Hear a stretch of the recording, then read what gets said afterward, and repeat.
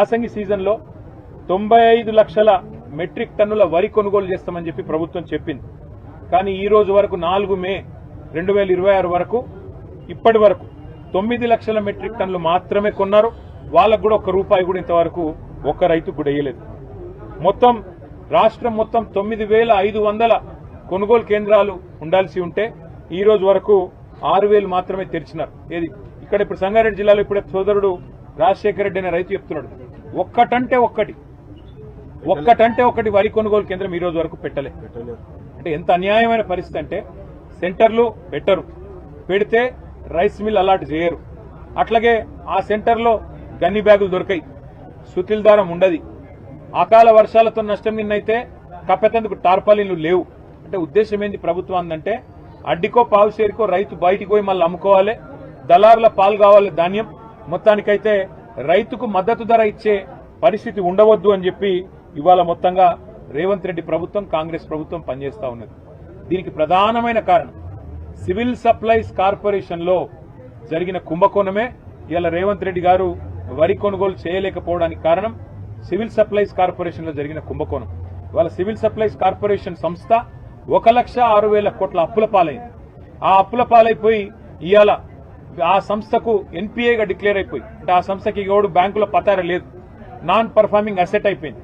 అందుకే మరి ఇలా సంస్థకి వెళ్ళి పైసలు ఉడతలేవు కాబట్టి ఇవాళ సెంటర్లు తెరిచే పరిస్థితి లేదు. రేవంత్ రెడ్డి ప్రభుత్వం చేసిన కుంభకోణం సివిల్ సప్లైస్ కార్పొరేషన్లోనే దీనికి ప్రధాన కారణం. ఇంకొక మాట, ఇక్కడికి వచ్చినాక రైతులు చెప్తున్నారు, అన్న రుణమాఫీ కాలే, కరెంట్ చక్కగా వస్తలేదు, రైతు బంధు పడతలేదు, అయినా సరే కష్టపడి పంట పండిస్తే సన్నాలు వండిమంటే పండించినాం, సెంటర్లు తెరవరు, తెరిచిన దబ్బన సెంటర్లు తెరిస్తే రైస్ మిల్ అలాట్ చేయరు, సెంటర్ కోతే గన్ని బ్యాగులు దొరకాయి, సెంటర్ కోతే సుతిల్ దొరకది, ఆఖరికి టార్పాలిన్ వర్షం పడుతుందంటే రాళ్లవాన పడుతుందంటే టార్పాలిన్ కప్పుకుందామంటే దాన్ని కూడా కనీసం ఇచ్చేటోడు లేడు.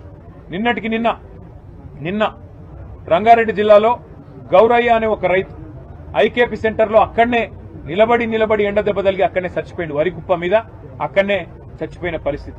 మహబూబాబాద్ లో వెంకన్న అనే రైతు ఒకటే రోజు, నేను చెప్పేది ఒకటే రోజు నిన్నటి, మహబూబాబాద్ లో వెంకన్న అనే రైతు నిన్న సెంటర్లో కూర్చొని ఆఖరికి వానబడేటట్టుంటే అటూరికి ఇటూరికి ఆ టార్పాలిన్ కప్పేందుకు ఆయన మరి పంటను కాపాడుకునేందుకు ప్రయత్నం చేసి అక్కడికక్కడ పిడుగుపడితే సెంటర్లోనే ఆ వెంకన్న గారు కూడా చచ్చిపోయింది.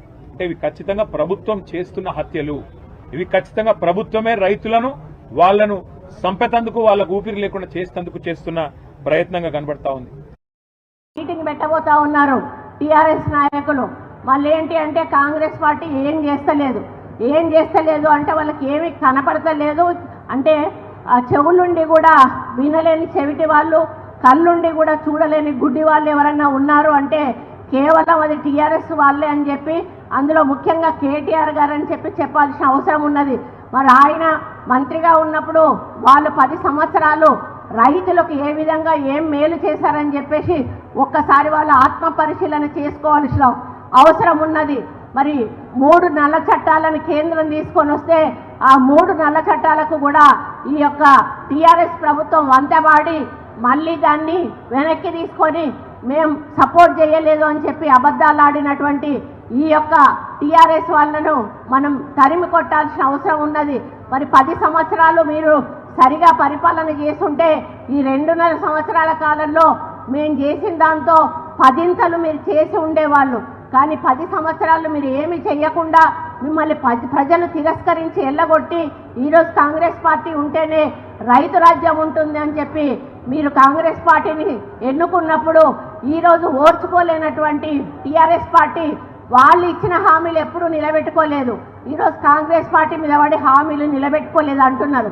మేము అన్ని హామీలను నిలబెట్టుకుంటా ఉన్నాం, 6 గ్యారంటీలను నిలబెట్టుకున్నాం, రైతులకు ఇచ్చిన అన్ని హామీలను నెరవేర్చాము, ఇంకా చెప్పిన దానికంటే ఎక్కువ హామీలను ఈరోజు ఇచ్చుకుంటూ ప్రజల్లో సంక్షేమము, అభివృద్ధి, మరి విద్యా వైద్యం మీద దృష్టి సారించి మన ముఖ్యమంత్రి గారు ఎన్నో కోట్ల రూపాయలు మరి ఖర్చు పెట్టి ముందుకు తీసుకెళ్తూ గ్రామీణ ప్రాంత ప్రజలు, నిరుపేదలు బాగుపడాలనేటువంటి ఒక లక్ష్యంతో ఆయన మరి పరిపాలన చేస్తూ ఉంటే చూసి ఓర్వలేని వాళ్ళు ఈరోజు చాలా మాటలు మాట్లాడుతూ ఉన్నారు. వాళ్ళు వచ్చినప్పుడు మీరు ఒకటే అడగండి, మరి మీరు 3,000 యువతకి ఇస్తామన్నారు, నిరుద్యోగ భృతి ఇచ్చారా? 3 ఎకరాల భూమి ఇస్తామన్నారు, మీరు ఇచ్చారా? ఇంటికొక ఉద్యోగం ఇస్తామన్నారు, మీరు ఇచ్చారా? డబుల్ బెడ్రూమ్ ఇండ్లు ఇస్తామన్నారు, మీరు ఇచ్చారా? ఇలా అడుక్కుంటూ పోతే మరి చాలా వాళ్ళు మనకు ఇచ్చిన హామీలు నెరవేర్చలేదు. మరి ఈరోజు 2.5 సంవత్సరాలు కాలేదు, ఇంకా 2.5 సంవత్సరాల పరిపాలనా కాలం కాంగ్రెస్ పార్టీకి ఉన్నా కూడా ఇంకా నెరవేర్చలేదు. హామీలు అనేటువంటి మాట్లాడే హక్కు వాళ్ళకు లేదు. 10 సంవత్సరాల్లో అమలు చేయని వాళ్ళు 2.5 సంవత్సరాల్లో కాంగ్రెస్ పార్టీని అమలు చేయమని నిలదీసేటువంటి నైతిక హక్కు వాళ్ళకు లేదు అనే విషయాన్ని మీరందరూ కూడా గుర్తించుకోవాల్సిన అవసరం ఉన్నది.